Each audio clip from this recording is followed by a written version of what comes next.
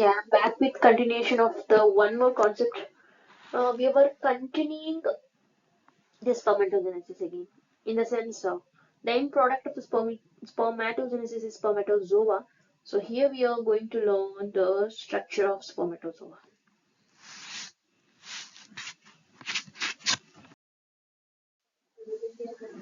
So in the last class, we studied about spermatogenesis. Spermatogenesis ಅಲ್ಲಿ seminiferous tubule in the spermatozoa release ಆಗೋದಕ್ಕೆ spermiation ಅಂತ ಕರಿತೀವಿ. We have all studied this. ಹೌದಲ್ವಾ? ಈಗ how the spermatozoa looks. The sperm ಯಾವ ತರ ಕಾಣಿಸುತ್ತೆ? What is the structure of the sperm ಅನ್ನೋದನ್ನ ನಾವು ಓದ್ತೀವಿ. It will gonna ask you for 5 marks in the examination. ಅದರಲ್ಲಿ the sperm looks like this. It has parts like head irutte, neck irutte, middle piece irutte, tail irutte. This region is called head region. The small region is called neck region. This middle region is called middle piece, and the last region is called as tail. These two compose ಆದರೆ ಮಾತ್ರ it is called as a healthy regular sperm anta. Otherwise healthy normal sperm anta. Otherwise it will be abnormal. Okay. So head anta ಬಂದಾಗ you can observe the head region has a nucleus. Head ಒಳಗಡೆ ಏನಿರುತ್ತೆ? Nucleus ಇರುತ್ತೆ. So if we have already seen ಪ್ರತಿ ಒಂದು cell ಅಂದಾಗ ಅಲ್ಲಿ plasma membrane ಇರುತ್ತೆ, nucleus ಇರುತ್ತೆ. ಸ್ಪರ್ಮ್ ಅನ್ನೋದು ಸೆಲ್ಲ ಮ್ಯಾಮ್ ಅಂತ ಕೇಳಿದ್ರೆ ನಾವು ಸ್ಪರ್ಮಟೋಜೆನೆಸಿಸ್ ಲಾಸ್ಟ್ ಅಲ್ಲಿ ಓದಿದ್ವಿ. Spermatozoa, it's formed from spermatogonial cell, so it's also a cell. So ಇದು ಸೆಲ್ ಆಗಿರೋದ್ರಿಂದ ಇಲ್ಲೂ ಕೂಡ ನಮಗೆ ಪ್ಲಾಸ್ಮಾ ಮೆಂಬ್ರೇನ್ ಇರುತ್ತೆ, ಔಟರ್ ಪ್ಲಾಸ್ಮಾ ಮೆಂಬ್ರೇನ್, ಅದ್ರ ಒಳಗಡೆ ಒಂದು ನ್ಯೂಕ್ಲಿಯಸ್ ಇರುತ್ತೆ. ಈ ನ್ಯೂಕ್ಲಿಯಸ್ ಅಲ್ಲಿ there is a structure called DNA ಇರುತ್ತೆ. ದಿಸ್ DNA ಯಾರ್ದು ಅಂದ್ರೆ it containing a paternal chromosome, ಅಂದ್ರೆ ಫಾದರ್ ನ ಒಂದು ಕ್ರೋಮೋಸೋಮ್ ಇದೆ ಇರುತ್ತೆ. Because male is in the sense it has a paternal chromosome ಇರುತ್ತೆ. ಅಲ್ಲಿ ಪ್ಯಾಟರ್ನಲ್ ಕ್ರೋಮೋಸೋಮ್ ಇರುತ್ತೆ. Okay, the head region of the sperm composed of nucleus, plasma membrane, ಮತ್ತೆ ಇನ್ನೊಂದು ಇಂಪಾರ್ಟೆಂಟ್ ಸ್ಟ್ರಕ್ಚರ್ ಏನಪ್ಪಾ ಅಂದ್ರೆ ಈ ಹೆಡ್ ನ ಮೇಲ್ಗಡೆ there is a cap like structure. ಒಂದು ಕ್ಯಾಪ್ ಈ ತರ ಇರುತ್ತೆ. This cap like structure is called as acrosome. ಈ acrosome ಅಲ್ಲಿ ಏನಿರುತ್ತಪ್ಪ ಅಂತಂದ್ರೆ there are certain enzymes ಇರುತ್ತೆ.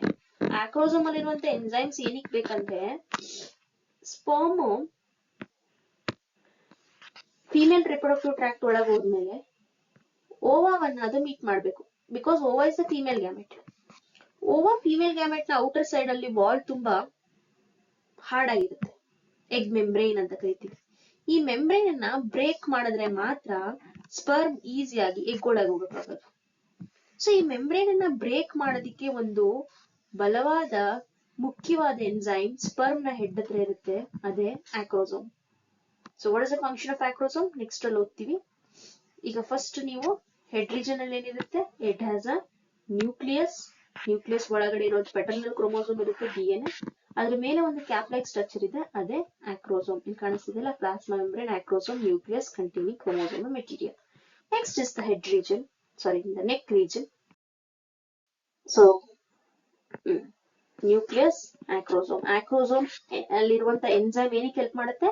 ಟು ಫರ್ಟಿಲೈಸ್ ದ ಓವಮ್ ಅಲ್ಲಿರುವಂತಹ ಎಗ್ ಮೆಂಬ್ರೇನ್ ಅನ್ನ ಅದು ಡಿಗ್ರೇಡ್ ಮಾಡೋದಕ್ಕೆ ಹೆಲ್ಪ್ ಮಾಡುತ್ತೆ. ಡಿಗ್ರೇಡ್ ಅಂದ್ರೆ ಏನು?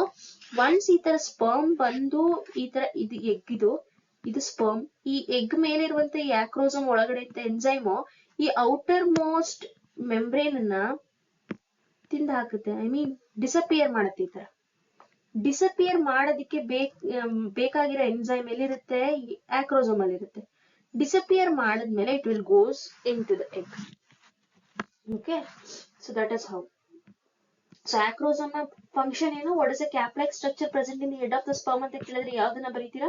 That is the acrosome. What is the function? It helps in fertilization of the ovum ಅನ್ನೋದು ಫರ್ಟಿಲೈಸ್ ಮಾಡುತ್ತೆ. The next region is called middle piece. ಎಕ್ಸಾಮ್ಗೆ ಈ ಡಯಾಗ್ರಾಮ್ ಬರಿಬೇಡಿ, ಹಿಂದೆ ಸ್ಲೈಡ್ ಅಲ್ಲಿ ತೋರಿಸೋದ್ರಲ್ಲಿ ಅದನ್ನ ಬರೀರಿ. This is only for your understanding ಪರ್ಪಸ್ಗೆ ನಾನು ಇದನ್ನ ಹಾಕಿರೋದು. ಓಕೆ, ಮಿಡಲ್ ಪೀಸ್ ಹಿಂಗಿದೆ. This middle piece is called as, middle piece ಅಲ್ಲಿ ಒಂದು ಸ್ಟ್ರಕ್ಚರ್ ಇರುತ್ತೆ, that is called mitochondria. What is the purpose of mitochondria? ಏನು? It is a power house of the cell. Mitochondria ಇರೋದ್ರಿಂದ ಈ sperm movement ಆಗೋದಕ್ಕೆ ಬೇಕಾದಷ್ಟು ಎನರ್ಜಿಯನ್ನ mitochondria provide ಮಾಡುತ್ತೆ. ಅದು ಯಾವ ರೀಜನ್ ಅಲ್ಲಿ ಇರುತ್ತೆ? Middle piece of the sperm ಅಲ್ಲಿ ಇರುತ್ತೆ. Next the last region is called as tail region. The tail region ಅಂದಾಗ ನೆಕ್ ರೀಜನ್ ಮಿಡಲ್ ಅಲ್ಲಿ ಒಂದು ಸೆಂಟ್ರಿಯೋಲ್ ಇರುತ್ತೆ.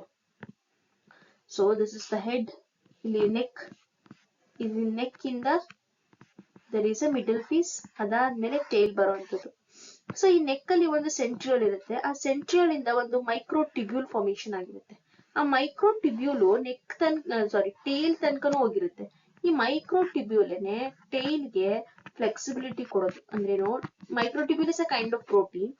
ಅದು ಟೇಲ್ ನ ಆಡ್ಸೋದಕ್ಕೆ, ಮೂವ್ಮೆಂಟ್ ಮಾಡೋದಕ್ಕೆ ಸಹಾಯ ಮಾಡುತ್ತೆ. So micro tubule which runs along the tail region, which helps in movement of the sperm, which gives motile nature to the sperm. Motility ಅನ್ನ ಕೊಡೋದೇ tail. Okay, ಇದು ಒಂದು most important thing you should know. Every human beings, male coitus during mating ನ ಸಮಯದಲ್ಲಿ he'll going to produce 200 ಇಂದ 300 million sperms ನ ಒಬ್ಬ ಮನುಷ್ಯ at a time of coitus, at a time of ejaculation, ಅಂದ್ರೆ ಒಂದು ಸಲಕ್ಕೆ ಇಷ್ಟನ್ನ ಪ್ರೊಡ್ಯೂಸ್ ಮಾಡ್ತಾನೆ.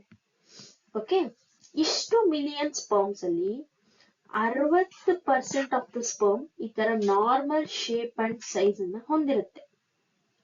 ಆ 60% ಅಲ್ಲಿ ಅಟ್ಲೀಸ್ಟ್ 40% ತುಂಬಾ ಫಾಸ್ಟ್ ಆಗಿ ಮೂವ್ ಆಗ್ಬೇಕು, ವಿಗರಸ್ ಮೊಟಿಲಿಟಿಯನ್ನ ತೋರಿಸ್ತಾ ಇರ್ಬೇಕು. ಆಗ ಮಾತ್ರ we can call it as fertile sperm. ಅದು ಫರ್ಟಿಲಿಟಿಯನ್ನ ತೋರಿಸುತ್ತೆ.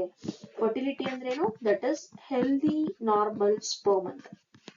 Means it has the capacity to fertilize the egg ನ ಫರ್ಟಿಲೈಸ್ ಮಾಡುವಂತ ಕೆಪಾಸಿಟಿ ಇರುತ್ತೆ ಅಂತ. Okay, so out of 200 to 300, 60% should have normal shape and size. ಆ 60% ಅಲ್ಲಿ 40% ವಿಗ್ರಸ್ ಮೊಟಿಲಿಟಿಯನ್ನ ತೋರಿಸ್ಬೇಕು. Means it should be very fast. Okay, fast in movement. That indicates the fertility, means the normal health of the health in the sense the normal fertilizing ability of the sperm ಅನ್ನೋದು indicate ಮಾಡುತ್ತೆ. ಎಲ್ಲರೂ ಅಷ್ಟೇ produce ಮಾಡ್ತಾರ? ಎಲ್ಲ 40% produce ಆಗ್ಲೇಬೇಕಾ? I mean ವಿಗ್ರಸ್ motility ಇರ್ಬೇಕಾ ಅಂದ್ರೆ it depends on their health. If they have some bad habits like smoking and all, it will influence the formation of healthy sperm. Healthy sperm formation ಮಾಡೋದ್ರಲ್ಲಿ influence ಆಗುತ್ತೆ. Okay, this is the complete detailed structure of spermatozoa. Structure of sperm ನ ಕೇಳ್ತಾರೆ exam ಅಲ್ಲಿ, and also these things may comes in MCQ and all. So this concept is also very important. Okay, hope you got this. Finally, thank you so much, and we will meet in the next session. Thank you.